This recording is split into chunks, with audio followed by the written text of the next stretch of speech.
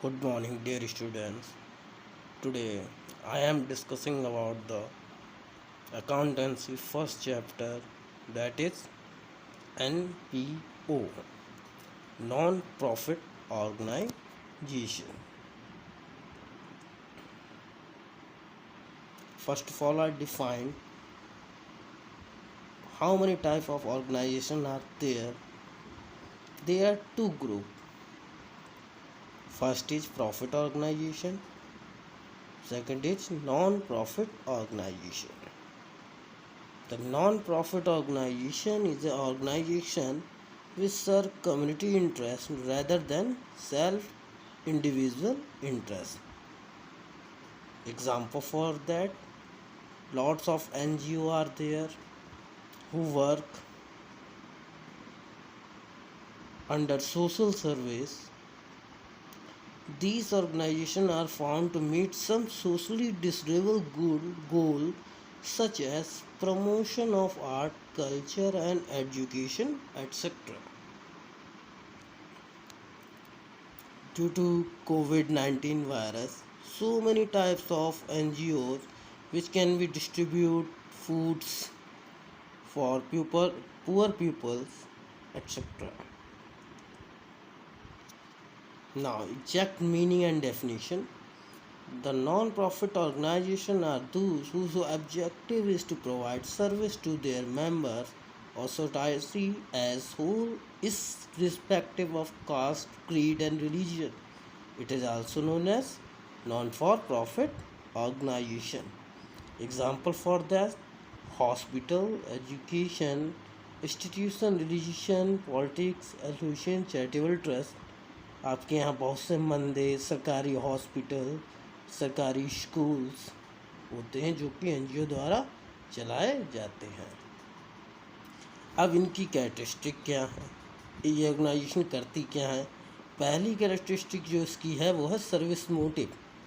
इसका main M जो होता है वो प्रॉफिट अर्न करना नहीं, अपनी सर्विस को प्रोवाइड करवाना होता है दूसरे लोगों के लिए। दूसरा ऑब्जेक्टिव है इसका, its main objective is to serve community interest rather than self interest. ये अपने बारे में ना सोच के पूरी इकोनॉमी के बारे में सोचते हैं। सोर्स ऑफ इनकम, अब इनके पास पैसा आता कहाँ से, ये भी एक बहुत बड़ा इशू है कि ये लोग प्रॉफिट तो अर्न करते नहीं हैं, तो इन लोगों के पास इनकम का सोर्स क्या है। तो इन ऐसी ऑर्गेनाइजेशन के पास इनकम का मेन सोर्स होता है डोनेशन, गवर्नमेंट ग्रांट्स जो गवर्नमेंट्स देती है उन्हें, लीगेसी, इनकम फ्रॉम इन्वेस्टमेंट, यानी वो अपने जो चैरिटेबल इंटरेस्ट से बहुत से काम करते हैं, उसमें उन्हें डोनेशन प्रोवाइड होता है, एडवर्टाइजमेंट करते हैं, उनसे उनकी इनकम होती है। और ऐसी जो इनकम होती है उसे वो लोग क्या कहते हैं, surplus. The surplus is added in the capital fund. जितना भी सरप्लस आता है वो अपने कैपिटल में उसे, पूरी कैपिटल जो उनकी पूंजी होती है उसमें उसे जोड़ते रहते हैं, और ये सारा वर्क उनके मेंबरों द्वारा किया जाता है। अब हम दोनों के ऑर्गेनाइजेशन के बारे में डिफरेंस पता कर लेते हैं। जैसे हम पहले भी बता चुके हैं कि ऑर्गेनाइजेशन टू टाइप्स की होती हैं, प्रॉफिट ऑर्गेनाइजेशन और नॉन प्रॉफिट ऑर्गेनाइजेशन। तो ये मैंने एक चार्ट बनाया हुआ है आपके लिए, जिससे आपको ईजिली डिफाइन हो जाएगा कि इनके बीच में मेन डिफरेंस क्या है। प्रॉफिट का, एक प्रॉफिट कमाती, एक सर्विस प्रोवाइड करती। एक का इनकम जो है प्रॉफिट लोन से होता है, दूसरा वो डोनेशन से अपनी इनकम को लेती है। अकाउंट्स, 11th में आपने पढ़ा था कि प्रॉफिट ऑर्गेनाइजेशन में trading and PL account, balance sheet बनाए जाते हैं, मगर एनपीओ में ऐसा नहीं है। एनपीओ में आपको 3 टाइप्स के अकाउंट बनाने होते हैं, जो कि पहला आपका है रिसिप्ट्स एंड पेमेंट अकाउंट, इसे आप प्राइमरी अकाउंट भी कह सकते हैं, ये कैश बुक की तरह ही बनाया जाता है। और सेकंड है आपका इनकम एंड एक्सपेंडिचर अकाउंट, इसमें हम अपने सारे खर्चे और अपनी कितनी इनकम हुई उसे शो ऑफ करते हैं। लास्ट में बैलेंस शीट दोनों में ही कॉमन है। प्रॉफिट ऑर्गेनाइजेशन में हम लोग शो करते हैं प्रॉफिट को, नॉन प्रॉफिट ऑर्गेनाइजेशन में हम लोग इसे सरप्लस और डिफिसिट के नाम से शो करते हैं। यही वो 3 अकाउंट हैं। फाइनेंशियल स्टेटमेंट जो आपको प्रिपेयर करने होते हैं न्यूमेरिकल सॉल्व करते टाइम पे, पहले receipts and payment account, second income expenditure, third is balance sheet. तो रिसीप्ट्स एंड पेमेंट अकाउंट है क्या? ये एक तरह का आपका कैश बुक अकाउंट है। इसमें भी डेबिट और क्रेडिट साइड होती है।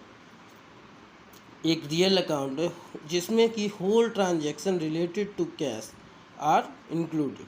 जितनी भी ट्रांजैक्शन आपकी फाइनेंशियल ईयर में होती हैं उन्हें आप इसमें नोट करते हैं, और इसमें बोथ ट्रांजैक्शन जो कि रिवेन्यू और कैपिटल नेचर की होती हैं सबको इंक्लूड किया जाता है।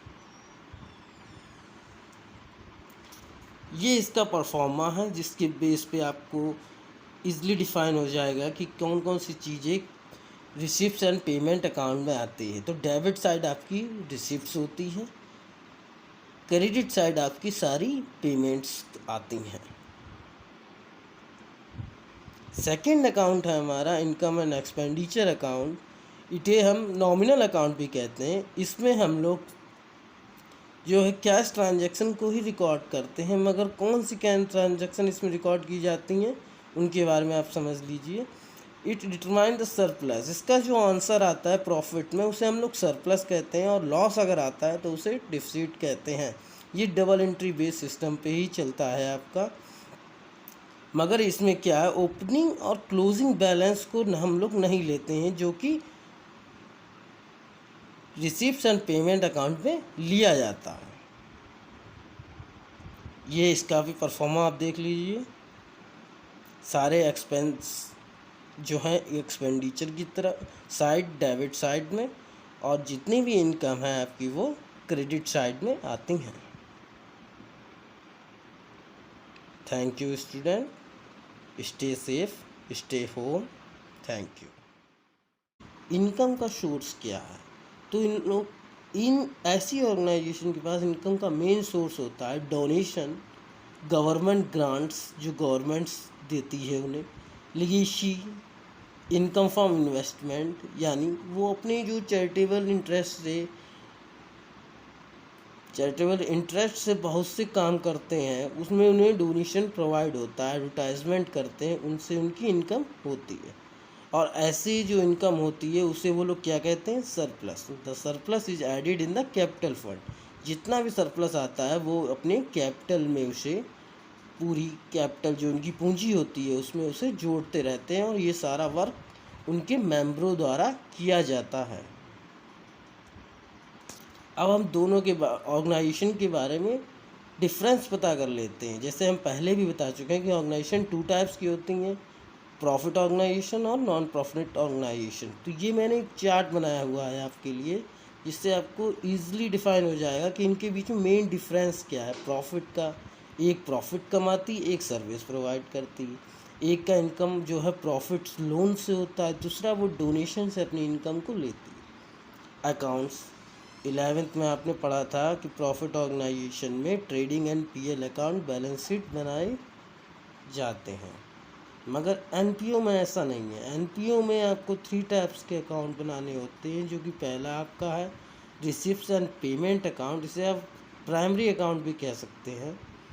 ये कैश बुक की तरह ही बनाया जाता है। और सेकंड है आपका income and expenditure account.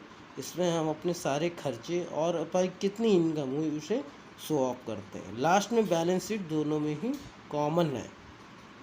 Profit organisation में हम लोग शो करते हैं प्रॉफिट को, नॉन प्रॉफिट ऑर्गेनाइजेशन में हम लोग इसे सरप्लस और डिफिसिट के नाम से शो करते हैं।